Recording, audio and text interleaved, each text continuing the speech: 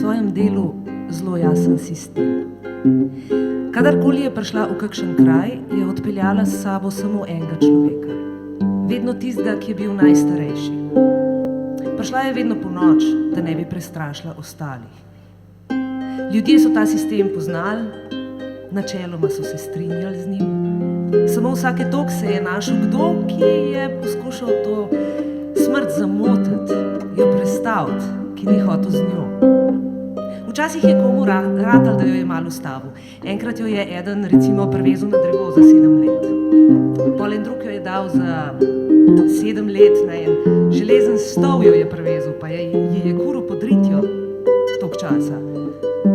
Pol tretji jo je zaprl v kovaški meh, pa jo je dal na tnalo, pa je 7 let tolkel po njej, preden ji je uspel, da ga je odpeljala z tega sveta. In smrt je vse to stoično prenašala. Bila je taka spodobna, lepo vzgojena gospa, veliko je dala na to, da je imela z ljudmi dobre odnose, pa je pol požrla vsake toliko kakšno tako. No, potem je pa enega dne prišla po Boštjana. Boštjan je bil en vinar iz Brd. Ni hotel umreti. Že odkar je umrl tista zadnji pred njim, je razmišljal, kaj naj naredi, da mu ne bo treba z tega sveta. No, in potem je prišla tista noč, ko je potrkal na njegova vrata. Vedel je, kdo je zunaj. Odprl je vrata, tam je bila smrt. Dober večer, je rekla. Sem prišla pote, a si pripravljen? Je rekel, ja, sem pripravljen, seveda sem. Ampak, a veš, kaj sem razmišljal v smrt? Jaz sem bil vse življenje vinar, jaz ne morem z tega sveta, ne da bi spil še en kozarček. Smrt je takole malo zavzdihalna, potem je pa rekla, prav, pejt spit še en kozarček, ampak prid hitro nazaj. Kako pejt spit še en kozarček, je rekel Boštjan. A da bi sam pil? Čakaj, ne more človek sam pit, bova ja nazdravila. Ne, je rekla smrt, veš, jaz ne pijem, pa v službi sem, tako da ti kar pohitno, pa prid hitro nazaj. Smrt, je rekel Boštjan, smrt, jaz umiram, to bo ta zadnji kozarček v mojem življenju in ti boš pustila, da ga spijem sam. To jo pa je mal zagrizel, ne, tako ni hotela, da bi zdaj obveljala za neko tako zoprno, nerazumevajočo smrt, ne, in po nekaj prepričevanja je rekla, prav, en kozarček, pol pa greva. In je šla z Boštjanom dol v njegovo klet. Sta spila en kozarček, smrt je hotela prazen kozarc odložiti, pa preden se je dotaknila mize, je bil kozarc spet poln. No čakaj, Boštjan, je rekla, si sva spila enega, zdaj pa greva. Ma kaj je enega, eden ni nobeden, no, pa ja ne boš tako škrta in je težil, dokler nista spila še enega. No, pol za ta tretjega se je mogel še malo potruditi, naprej je šlo pa samo od sebe. Smrt ni bila vajena pit, preden sta minili 2 uri, je ležala zakomirana na tleh v tisti njegovi kleti. Boštjan, ki je bil še zelo pri sebi, jo je naložil čez rame in jo je nesel po stopnicah gor, odprl je vrata, položil jo je na prag, zaloputno je za njo in je šel spat.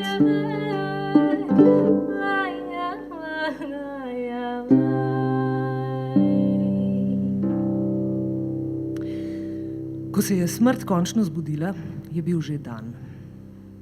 Pogledala je okrog sebe, bila je v neki vasi, to ni bilo v redu, ona po dnevu ni hodila po svetu, bolela jo je glava, vrtel se ji je, pa vedela je, da je tukaj zato, ker je v službi, da mora nekoga odpeljati s sabo, ampak se ni mogla spomniti koga.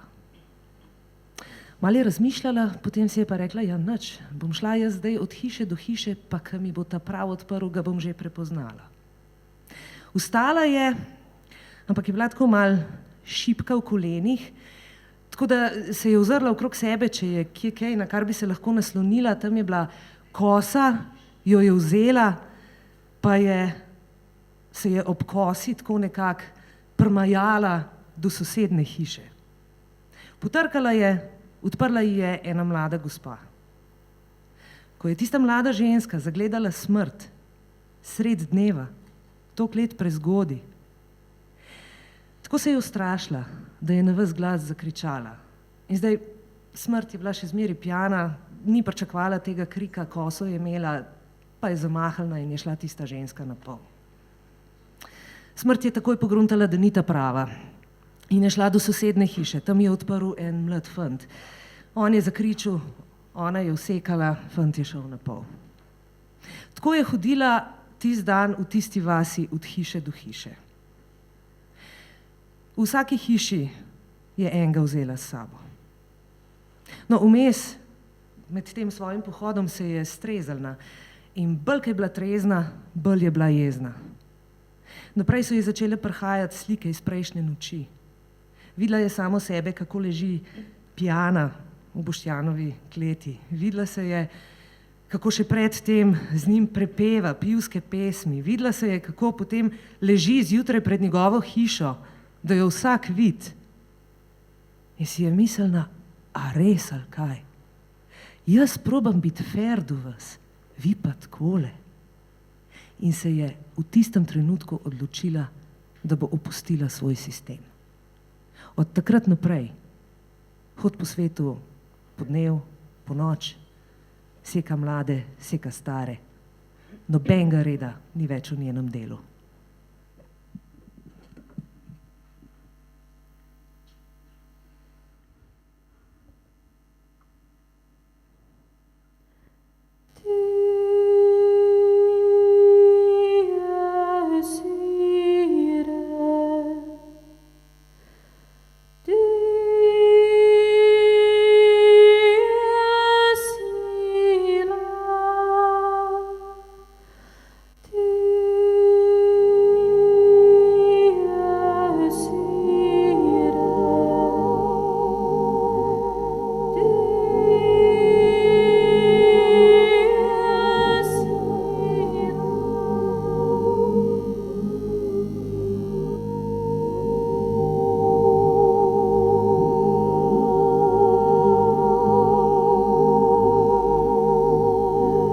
Brško premine to telo, čeprav lepo sestavljeno in dobro urejeno, bo zaprto v grob in tam bo spremenilo barvo, postalo bo žolto in bledo. Bledo bo na tak način, da bo zbujalo grozo in stud. Potem bo vse od temena do nog počrnelo. Potem bodo lica, prsi in trebuh nabreknili. Na napihnjenem trebuhu bo gosto pognala smrdljiva plesen, neizpodbitni dokaz skorajšnjega razpada. Ne bo dolgo trajalo, pa se bo napeti žolti trebuh začel parati. Iz iztrganin bosta mezela gnoj in umazanija, v njej bodo plavali koščki počrnelega nagnitega mesa. Tu boš videl lebdeti od črvov razjedeno polovico očesa, tam ko zgnile in plesnive ustnice, spet drugje modrikasta čreva. V tem mastnem blatu se bodo zaredili mušice in črvi. Kipeli in gomazeli bodo v skvarjeni krvi. Nekateri teh črvov privrejo iz prsi, drugi v kdo ve kakšni umazani sluzi iz nosnic. Spet tretji, obdani s tem lepljivim gnusom, lezejo iz ust, tisti najbolj siti pa pribrbotajo iz grla in izginjajo spet van. Obglavljen, zadušen, obešen, zastrupljen, razčetverjen, elektrificiran, izstradan, živ, zazidan, obglavljen, zadušen, obešen, zastrupljen, razčetverjen, elektrificiran, izstradan, živ, zazidan. Kralj je odločil, naj bo Mitriades usmrčen v čolnih, kar izgleda takole. Deblo se preseka na pol in izdolbe obe polovici. V eno polovico se položi obsojenca, tako da leži na hrbtu. Potem se čez spodnjo polovico debla povezne z gornjo. Obsojenac je tako ukleščen med obe polovici, zunaj pa ostanejo njegova glava, dlani in stopala. dajo mu jesti in če se hrane odtepa, ga zbadajo v oči, dokler ne odpre ust. Potem ga prepojijo z mešanico mleka in medu.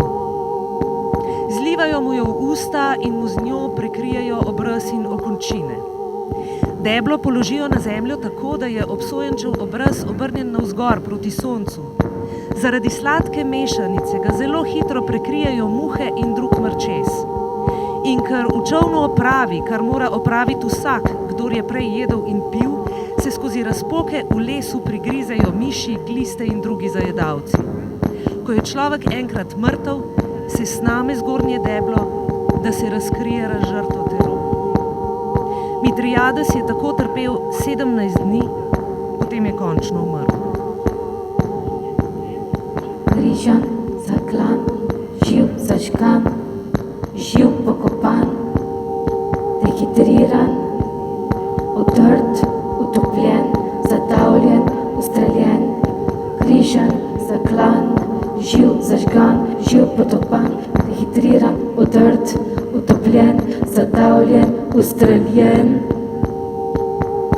V 19. stoletju je začelo veljati prepričanje, da je treba stare metode usmrtitve nadomestiti s kakšno modernejšo.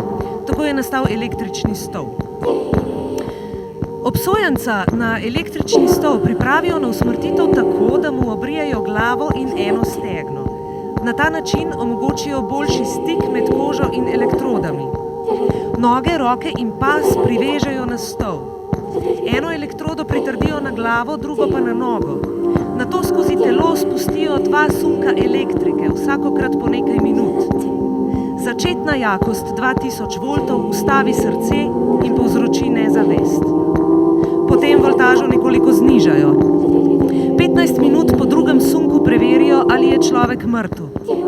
20 sekund kasneje ponovijo celoten postopek. To naredijo še 3-krat. Telo se lahko med postopkom ogreje do 100 stopinj.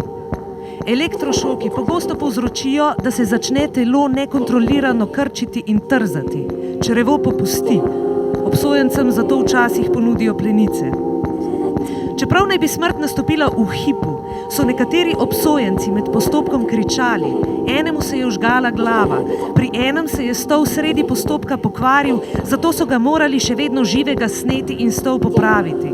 Potem so postopek ponovili. Na stolu je ostalo prilepljene nekaj njegove kože. Preden so ga ponovno uporabili, so jo morali postrgati z naslonov za roke.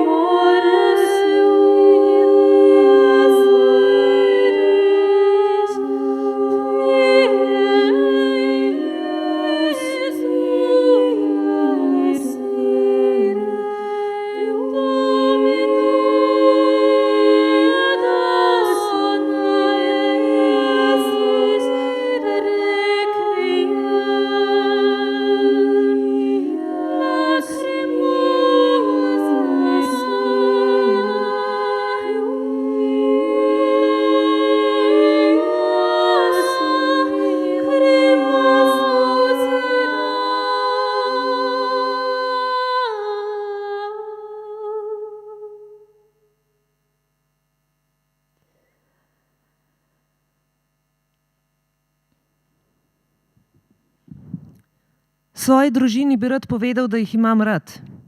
Moji odvetniki so naredili vse, kar so lahko. Vsem mojim bratom obsojenim na smrt, držite se. To je vse, kar imam povedati. Randy.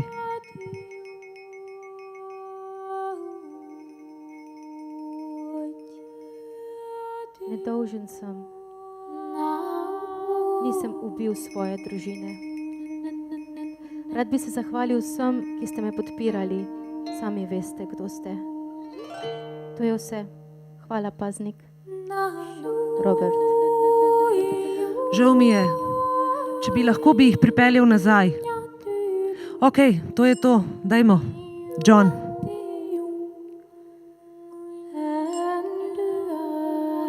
Adijo vsi moji, rad vas imam. Družini žrtve se opravičujem. Želim si, da bi se jim lahko oddolžil. Sem zunaj, borite se proti smrtni kazni. Randy. Rad bi rekel svoji družini, naj držijo skupaj. Rad te imam, ljubica. Gremo, to je to. Michael.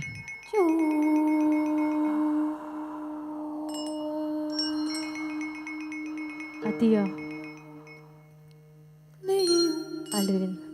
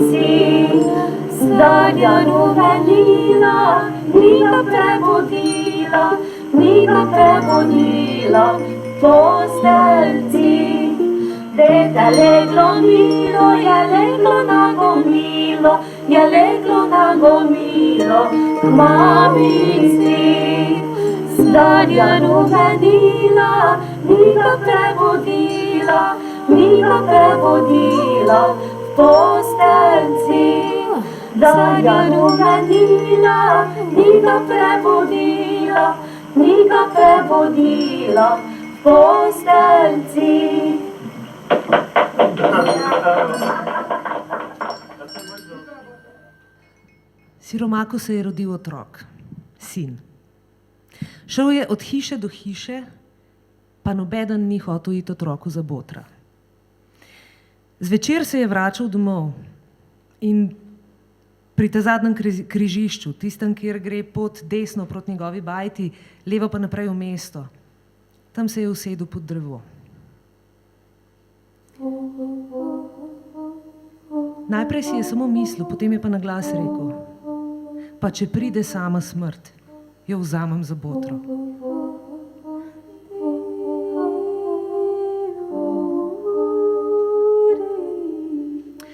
In je prišla po tisti poti, ki je vodila naprej v mesto. A si me klical? Je vprašala. Sem, je rekel siromak. Boš šla za botro mojemu sinu? Pa je rekla smrt: bom. Ampak moj krščenc ne bo odraščal kot siromak. In je dala tistemu siromaku eno skrinjo zlata. Je rekla: zgrad si lepo hišo, postal velik hlev, kup živino, kup polja, kup posest. Fantu naj nič ne manjka, ko bo odraščal, in ko bo zadost star, ga pošli v mesto, v šolo, naj postane zdravnik. Če boš naredil vse tako, kot ti rečem, bo imel tvoj sin dolgo in lepo življenje.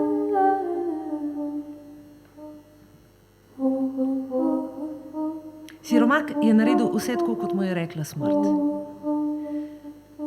In 20 in nekaj let kasneje se je po tisti cesti iz mesta vračal mlad zdravnik.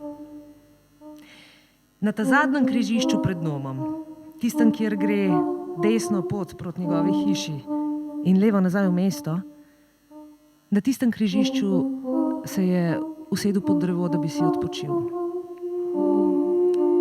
In je naenkrat začutil, da stoji nekdo zraven njega. Pogledal je gor, tam je bila smrt. Jaz sem tvoja botra, je rekla, ne se me bat. Iz tebe bom naredila najboljšega zdravnika, kar jih je kdaj bilo. Kadarkoli boš šel k bolniku, bom jaz tudi tam. Nobeden me ne bo videl razen tebe. Če bom stala bolniku ob glavi, bo umrl. Če mu bom stala ob nogah, bo živel. Samo v tem primeru ga poskušaj pozdraviti.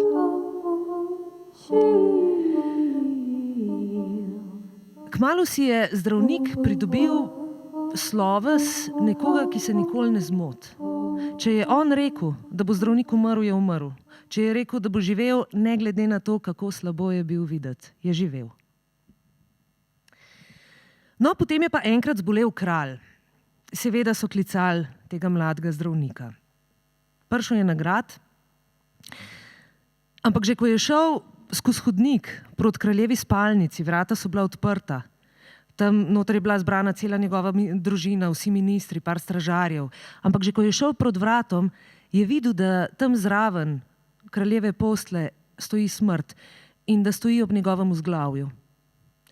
Prišel je samo do vrat, pogledal je takole kralja in je rekel: nima smisla, umrl bo. Obrnil se je, da bi šel, pa je zaslišal, da nekdo teče za njim. Bila je kraljeva hči. Ustavila ga je in je rekla: lej, jaz ne vem, kaj moraš narediti, da bo moj oče preživel, ampak čarej, če moraš, samo naj živi. Ta zdravnik je bolj kot kralja gledal njo, ampak je rekel: prav, bom poskušal. In se je vrnil nazaj v sobo in je rekel 4 stražarjem, naj dvignejo kraljevo poslo in naj jo obrnejo za 180 stopinj. Ko so to naredili, je smrt stala kralju pri nogah. Takrat je zdravnik odprl svojo torbo, ven je vzel nekaj praškov, zmešal jih je z vodo, dal je to pit kralju in je rekel: jutr bo ko nov.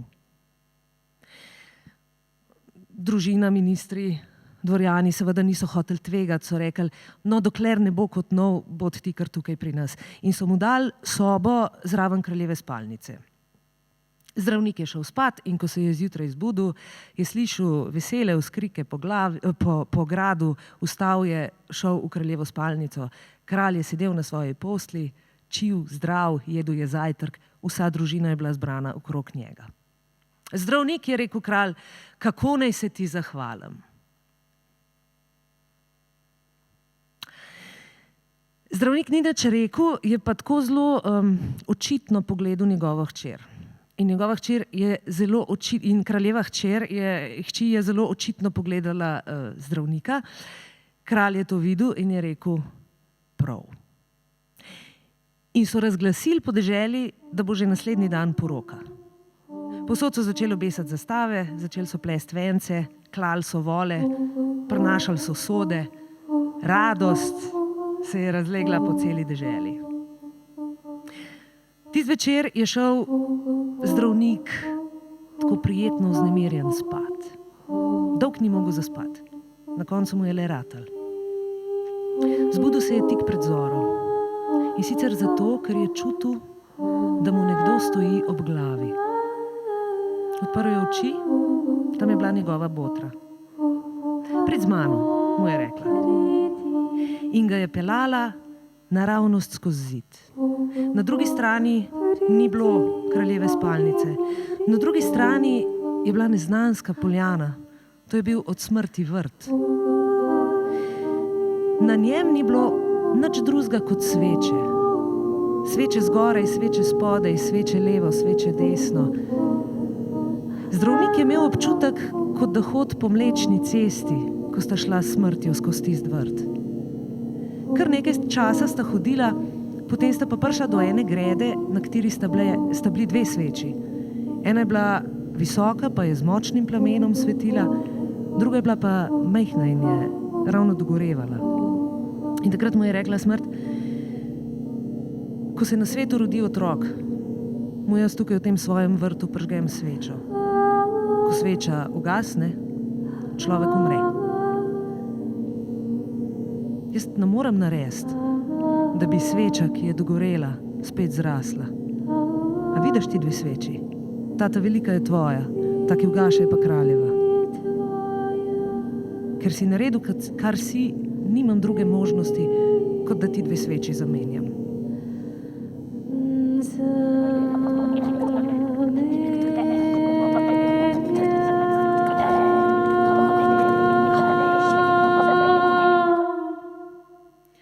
In naslednji dan so zdravnika, namesto da bi ga pelali k poroki, nesli k pogrebu.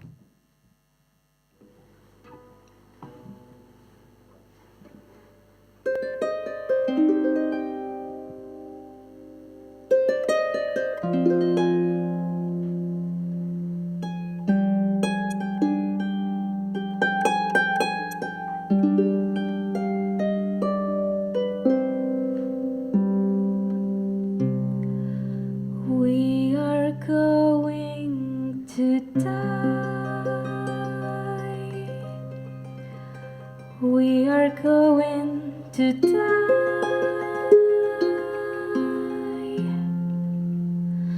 Today or tomorrow, life is what we borrow. We are going to die.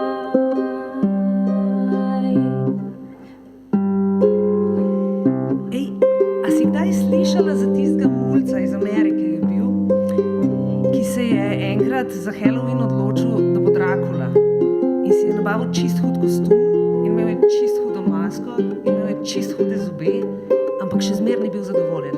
In se mu je zdelo, da mora narediti nekaj, da bo vse skupaj izgledalo bolj realistično. In je šel v kuhno in je vzel nož in si ga je zabodel direkt v srce. Res se je to zgodilo. Ali pa tista v Kanadi, en odvetnik je bil v Torontu, ki je živel v neki blazno fancy stolpnici, novi, moderni. Živel je v 11. nadstropju in stena tam ni bila iz betona, ampak je bila iz stekla, cela stena. Ne? No in je povabil enkrat ene prijatelje na večerjo in so se ga malo napili in so razglabljali o tem, koliko je zdaj ta bajta dobra, pa koliko ni dobra, koliko je v redu zgrajena, koliko ni v redu zgrajena, so materiali v redu, a niso v redu. On je trdil, da tukaj je vse narejeno samo iz najboljših materialov. In rekel, a vidite tole stekleno steno, gor piše Unbreakable. Dokazal vam bom, koliko je ta stavba dobro narejena. In je vzel zalet in se je zagnal čez celo dnevno sobo in je z vso silo preletel v šipo. Ni bila nezlomljiva.